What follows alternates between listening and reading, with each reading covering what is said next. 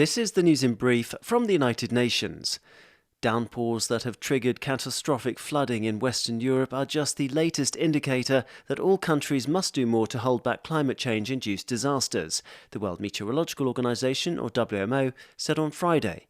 The agency said that Belgium, Germany, Luxembourg and the Netherlands had received up to 2 months' rain in 2 days on ground that was already near saturation. Photos taken at the scene of some of the worst water surges and landslides show huge gaping holes where earth and buildings once stood. Media reports have pointed to well over 100 confirmed fatalities in Germany and Belgium, with hundreds reportedly missing across vast areas where houses were swept away. WMO spokesperson Claire Nullis said that under climate change scenarios, scientists had predicted more extreme events in future, in particular heat waves. We need to step up climate action. We need to step up the level of ambition. We're not doing nearly enough to stay within the targets of the Paris Agreement and keep temperatures below 2 degrees Celsius, even 1.5 degrees Celsius by the end of this century. In contrast to the wet conditions, parts of Scandinavia continue to endure scorching temperatures, while smoke plumes from Siberia have affected air quality in Alaska. Among the Scandinavian countries affected by the unusual heat, the southern Finnish town of Kouvola-Anjala has seen 27 consecutive days with temperatures above 25 degrees Celsius. To Cuba now, and a call from UN High Commissioner for Human Rights Michelle Bachelet to release protesters and journalists detained during anti-government demonstrations.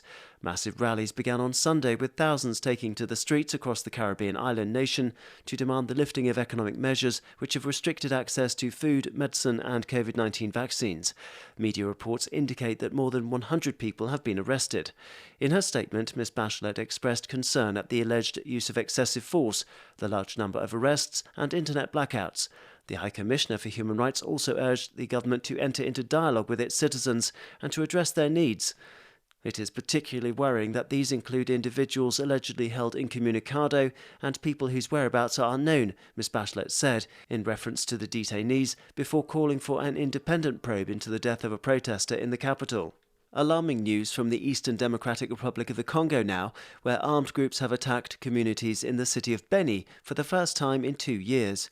The alert from the UN Refugee Agency, UNHCR, follows looting and pillaging by the Allied Democratic Forces, or ADF, which have displaced nearly 20,000 people in wider North Kivu province. It comes despite government-led efforts to restore law and order in the eastern provinces of the Kivus and Ituri, but the area is vast and the terrain difficult to police.